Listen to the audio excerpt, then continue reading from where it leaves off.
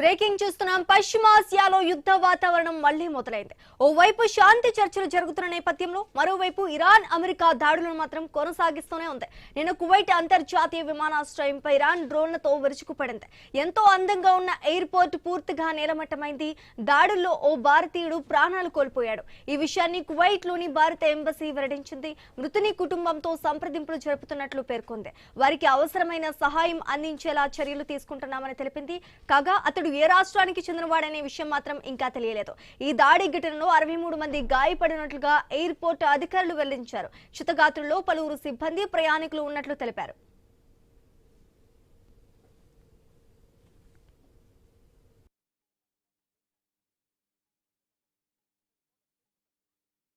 కేష్మ ద్వీపంపై America చేపట్టిన వైమానిక దాడులకు ప్రతీకారంగా ఇరాన్ కువైట్ బహ్రెయిన్లోని పలు స్థావరాలపై దాడులు చేస్తుంది.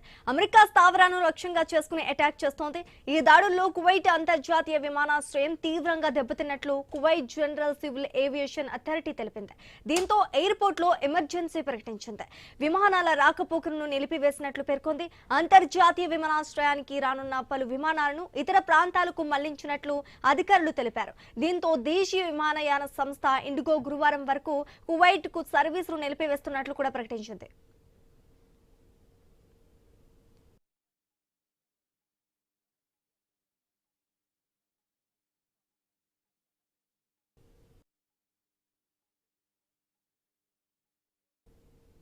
పశ్చిమాసియాలో యుద్ధ వాతావరణం మళ్లీ మొదలైంది. ఓవైపు శాంతి చర్చలు జరుగుతున్న నేపథ్యంలో మరోవైపు అమెరికా దాడులను మాత్రం కొనసాగిస్తూనే ఉంది. నిన్న కువైట్ అంతర్జాతీయ విమానాశ్రయంపై ఇరాన్ డ్రోన్లతో విరుచుకుపడింది. ఇక ఇదే టాపిక్ పై డిస్కస్ చేయడానికి మధుసూదన్ రావు గారు మనతో పాటు జూమ్ లైవ్ లో అందుబాటులో ఉన్నారు. మధుసూదన్ రావు గారు నమస్తే అండి. సార్, దీన్ని ఎలా చూడాలంటారు? పశ్చిమాసియాలో యుద్ధ వాతావరణం మళ్లీ మొదలైనట్టే తెలుస్తోంది. దీన్ని ఎలా చూడాలంటారు? ఇది ఆగే పరిస్థితి కనబడటం లేదండి. ఇది చాలా బాధాకరం. యుద్ధం రోజు రోజు కూడా భీకరంగా మారిపోతున్నటువంటి పరిస్థితి. ప్రపంచం అంతా కూడా అతలాకుతలం అవుతుంది.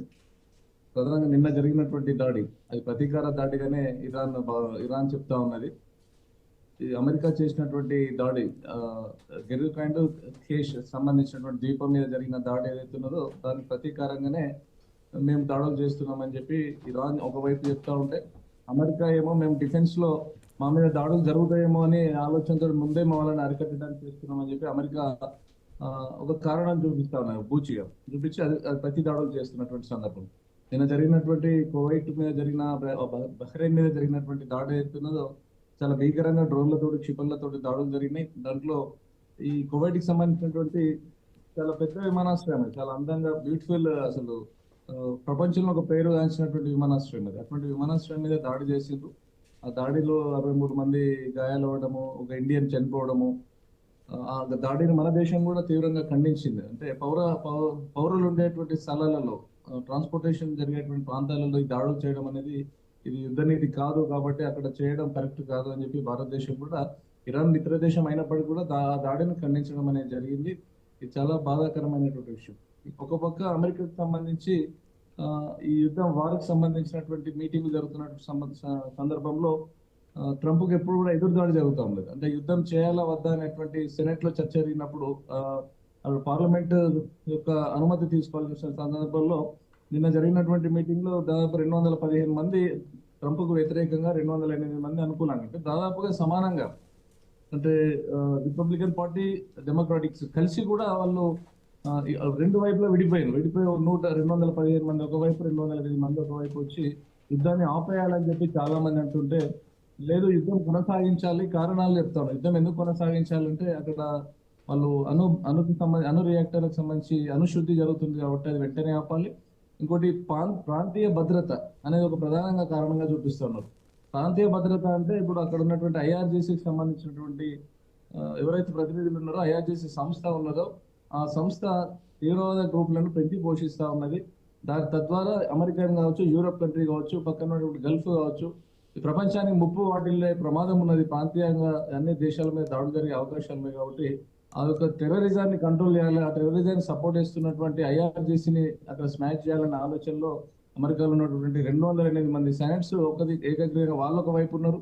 215 మంది ఏమో ఈ దేశం మీద ఆర్థిక భారం పడుతుంది, ఆ యుద్ధంతో మనకు సంబంధం లేదు, ఆ యుద్ధం నుంచి మనం వెనక్కి రావాలి అని చెప్పి అమెరికాలో ఉన్నటువంటి 215 మంది సెనెట్స్ మరొక వైపు వాళ్ళు చెప్తున్నటువంటి సందర్భం. అయినప్పటికీ కూడా యుద్ధం చేయాలా వద్దా అనేది చివరి నిర్ణయంగా అమెరికాలో అధ్యక్షుడికే ఉంటది. కాబట్టి అధ్యక్షుడు మాత్రం ఆ తక్కువ మెజారిటీ ఉన్నా కూడా అటువైపే మొగ్గు చూపి ఆయన యుద్ధానికే పురిగొల్పుతున్నటువంటి సందర్భం. కాబట్టి ప్రతి దాడులు అనేటివి అమెరికా ఇరాన్ మీద దాడులు అనేటివి కొనసాగుతున్నటువంటి పరిస్థితి కూడా కనబడుతుంది. మొన్న కూడా లెబనాన్ మీద జరిగిన దాడిలో ఇజ్రాయెల్ లెబనాన్ మీద దాడి చేసినప్పుడు ట్రంప్ ఆవేశంగా ఇజ్రాయెల్ ని హెచ్చరించడం అనేది జరిగింది. కానీ అవన్నీ కూడా లోపల అవన్నీ బయటికి కనబడుతున్న గంభీరత్వమే కానీ లోపల ఒకవైపు ఇజ్రాయెల్ అమెరికా ఎప్పటికి కూడా మిత్ర దేశాలు. అంటే నువ్వు చేస్తా ఉంటే నేను ఆపినట్టు ప్రయత్నం చేస్తానే ఆలోచనలు అంటే ప్రపంచ దేశాల ముందర ఈ తీవ్రవాద దేశాలుగా కనబడుకుంటా అంటే ప్రపంచ దేశాలని ఇతర దేశాల మీద దాడులు చేసేటువంటి దేశాలుగా ప్రపంచం ముందు చెడుగా కనబడకుండా ఒక నాటకంగానే మనం దాన్ని భావించాల్సి ఉంటుంది. ఇజ్రాయెల్ అమెరికా ఎప్పటికీ రెండు ఒకటే. కాబట్టి ఈ అమెరికా చెప్తున్నటువంటి వాదన మా మీద మేము డిఫెన్స్ లో ఉన్నాం కాబట్టి మేము యుద్ధాన్ని చేస్తున్నాం అనేటువంటి వాదన అవుతున్నదో అది చాలా పొరపాటు, తప్పు. మొన్నటి వరకు సీజ్ ఫైర్ కొనసాగుతున్నప్పుడు April 8 అనుకుంటా, బహుశా April 8 నుంచి సీజ్ ఫైర్ కాల్పుల విరమణ ఎప్పుడైతే ప్రకటించారో అప్పటి నుంచి కూడా ఇరాన్ ఎప్పుడు కూడా దాడులకు పురిగొల్పలేదు, దాడులు చేయలేదు కూడా. తన పక్షం నుంచి ఎప్పుడు కూడా కాల్పులు జరగలేదు. మరి అదే విధంగా మనం చూసుకుంటే ఓవైపు శాంతి చర్చలు జరుగుతున్నాయని చెప్తూనే రెండు దేశాలు కూడా ఒకరిపై ఒకరు యుద్ధాలు చేసుకుంటూ ఉన్నారు. అలా వాళ్ళు యుద్ధాలు చేసుకుంటూ వల్ల మిగతా దేశాలకు కూడా మనకి ఎఫెక్ట్ పడుతుంది కదా. దీన్ని ఆపే ఆలోచన వాళ్ళకి లేదంటారా? ఇంకేది కొనసాగుతూనే ఉంటుందంటారా? ఆపాలి అనేటువంటి పరిస్థితుల్లో వాళ్ళు అమెరికాలో ఉన్నటువంటి వాళ్ళ మెజారిటీ సెనేటర్సే అంటున్నారు ఆపేయాలి, యుద్ధాన్ని ఆపేయాలని చెప్పి. అక్కడ ఉన్నటువంటి దేశ సెనేటర్స్ బాధ్యత గల వాళ్ళు 215 మంది మెజారిటీ సెనేటర్స్ ఒప్పుకుంటారు.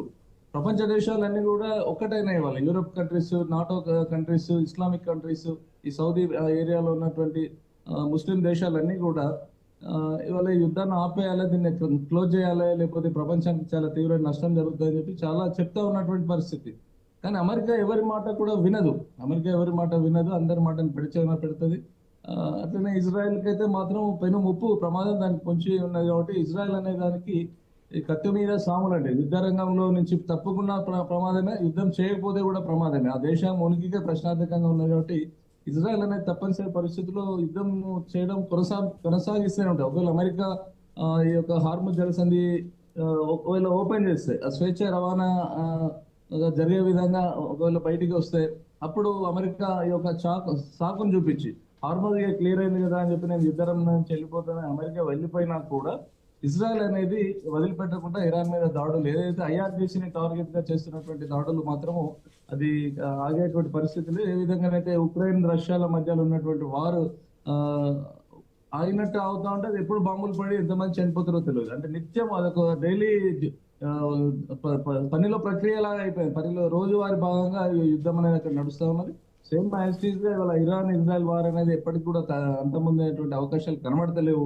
కారణం ఏంటంటే ఇరాన్ ఆ యురేనియం సంబంధించినటువంటి ప్రధానమైనటువంటి అంశం ఏదైతే ఉన్నదో దాంట్లో ఎక్కడ కూడా యురేనియం విషయంలో ఇరాన్ తగ్గుతలేదు. యురేనియం మేము తయారు చేయము మేము అని చెప్పి ఒక మాట సహకరించి ఇరాన్ ఇట్లా సహకరించి అమెరికాకు ఇజ్రాయెల్కి చెప్తే మాత్రం ఖచ్చితంగా ఇజ్రాయెల్ మన యుద్ధం ఆగేటువంటి పరిస్థితి ఉంటుంది. ఆ ప్రమాదం నుంచి అందరం కూడా ప్రపంచ దేశాలు బయటపడతాయి.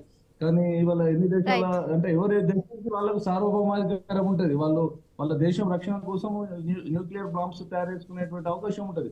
మన పక్కన ఉన్న చిన్న దేశం టెర్రరిస్ట్ కంట్రీ అంటే మనం వాడే అంత పెద్ద న్యూక్లియర్ వెపన్స్ వాళ్ళ దగ్గర పెట్టుకున్నప్పుడు ఇవాళ ఇరాన్ తన రక్షణ కోసం, స్వీయ రక్షణ కోసము వాళ్ళు కూడా అణుబాంబులు తయారు చేసుకునేటువంటి న్యూక్లియర్ వెపన్స్ తయారు చేసుకునే వాళ్ళ సామర్థ్యాన్ని వాళ్ళు కోల్పోరు. కాబట్టి దాన్ని కంట్రోల్ చేయాలని చేస్తున్న అమెరికా ఏదైతుందో పెత్తనం ఏదైతుందో అని ఆ దేశం కాదు IRGC సహిస్తలేదు. ఒక రకంగా అక్కడ ఉన్నటువంటి పెజెస్కియానికి సంబంధించి దేశాధ్యక్షుడు కూడా నేను రాజీనామా చేసుకుంటే IRGC. థ్యాంక్ యూ మధుసూదన్ రావు గారు.